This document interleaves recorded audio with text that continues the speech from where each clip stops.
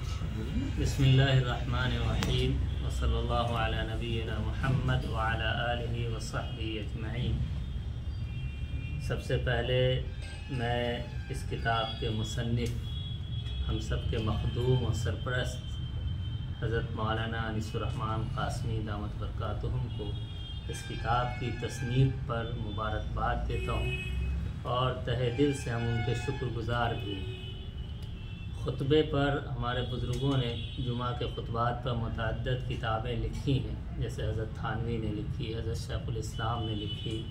حضرت مولانا لطف الرحمن صاحب میرے دادا ہیں، ان کی کتاب ہے الخطب الرحمانیہ کے نام سے، لیکن وہ سب عربی زبان میں ہے۔ اور جو صورتحال ہے کہ ہمارے ائمہ اور عام عوام وہ دونوں عربی سے ناواقف ہیں، ائمہ بس عربی پڑھنا جانتے ہیں، اس کے صحیح مفہوم سے نہیں، تو اس کی ایک ضرورت تھی۔ دیکھیے خطبہ جمعہ کی اہمیت یہ ہے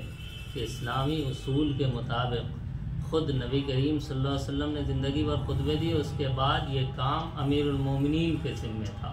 اور کہا گیا کہ جمعہ وہاں جہاں قائم ہوگا تو یا تو امیر المومنین خطبہ دے گا یا اس کا کوئی نائب، اس کا کوئی ریپرزنٹیٹیو ہی خطبہ دے گا۔ اور ہر اجتماع کے موقع پر شریعت نے خطبہ کو رکھا ہے، جیسے جمعہ میں رکھا، عیدین میں رکھا، حج میں رکھا، نکاح میں رکھا، تو جہاں لوگوں کا اجتماع ہوتا ہے وہاں خطبہ کی ضرورت محسوس کی گئی۔ اس کا مقصد یہ ہے کہ امت کو، ملت کو ہفتے بھر میں جو چیزیں ہو رہی ہیں اس سلسلے میں صحیح رہنمائی کی جائے۔ آقا علیہ الصلاۃ والسلام جمعہ کے خطبے میں احکامات دیتے تھے، اس بیچ جو نئے احکام آتے تھے اس کو بتلاتے تھے، ضرورت پڑتی تھی تو مسجد نبوی سے اعلان ہوتا الصلاۃ جامعۃ کہ لوگ اکٹھا ہو جائیں۔ نماز کا وقت نہیں ہوتا بسا اوقات، لیکن یہ اعلان کیا جاتا کہ لوگ جمع ہوئیے، اور آقا صلی اللہ علیہ وسلم خطبہ دیتے اور جو اس وقت ضرورت محسوس فرماتے اس حساب سے آپ احکامات صادر فرماتے۔ مثلا جنگوں میں فوج کو بھیجنا ہے، اس موقع پر خطبہ مشروع ہے، اور خطبہ جمعہ میں 2 رکعت ہے اور ظہر میں 4 رکعت ہے۔ تمام فقہا لکھتے ہیں کہ یہ 2 رکعت کے عوض خطبہ ہے اور اس لیے خطبہ کا سننا واجب ہے اور یہ نماز کا حصہ ہے۔ جیسا حضرت مفتی صاحب نے کہا ہم لوگ دیر سے جاتے ہیں تو محرومی یہ بھی ہے اور نماز بھی ہماری آدھی ادھوری ہوتی ہے، اسی لیے یہ حکم ہے کہ خطبہ کے دوران بات چیت نہیں کی جائے گی۔ آقا نے فرما دیا کہ جب امام ممبر پہ آ جائے گا تو آپ بات نہیں کر سکتے، حتیٰ کہ حدیث میں آیا کہ اگر کسی نے کہا کہ چپ رہو دوسرے سے تو اس نے بھی کوئی لغو کام کیا، غلط کام کیا۔ تو برکیف یہ کتاب وقت کی ضرورت تھی اور ہے۔ میں نے خود اس کتاب کا تقریباً سب حصہ دیکھا ہے پروف ریڈنگ کے دوران، تو 256 عناوین ہیں، 4 ضخیم جلدوں پر یہ کتاب ہے۔ دوبارہ یہ حضرت نے ایڈٹ کر کے پہلی جلد، ایک ہی جلد پہلے تھی اور اب یہ 4 جلدوں میں ہے۔ تو اس کا طریقہ جیسا کہ ہمارے بڑوں نے بتایا کہ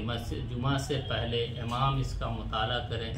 اور امام صاحب اس کو ہی اگر وہ اسے پورا ایبزارو کر کے تقریر نہیں کر سکتے ہیں تو اسے پڑھ کر سنا دیں۔ دیکھیے خطبہ اور زبان اس کی بہت ہی آسان ہے،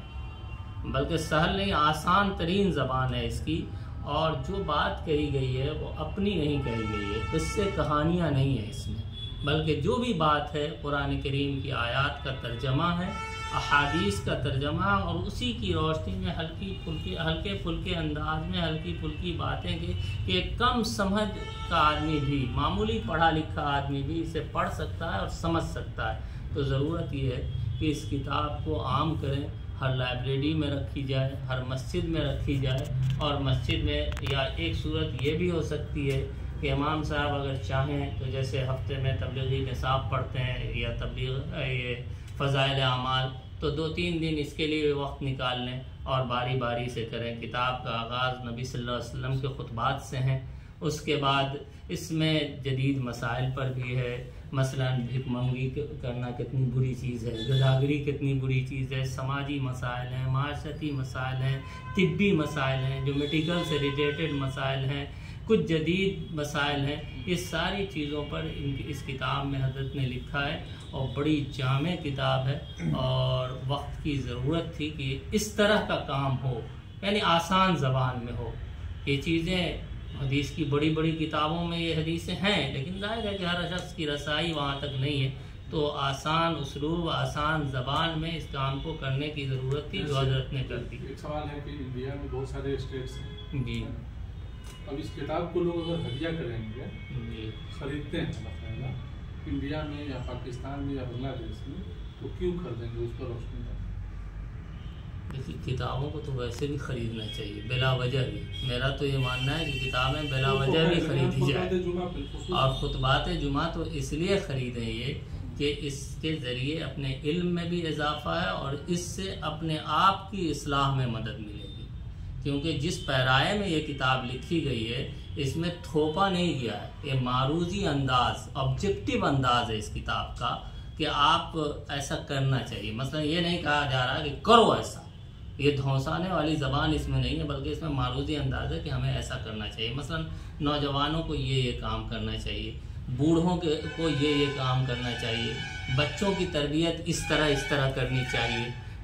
بیٹیوں کی تربیت کرنے سے کیا ملے گا آپ کو اور کس طرح کرنا ہے، تو اسی لیے یہ کتاب خریدی جانی چاہیے اور اسے پڑھی جانی چاہیے۔ مانتے ہیں اللہ رسول کا پیغام اللہ کا رسول کا پیغام ہے، کوئی اپنی بات نہیں ہے، جو اللہ نے کہا، جو اللہ کے رسول صلی اللہ علیہ وسلم نے کہا وہی کچھ اس میں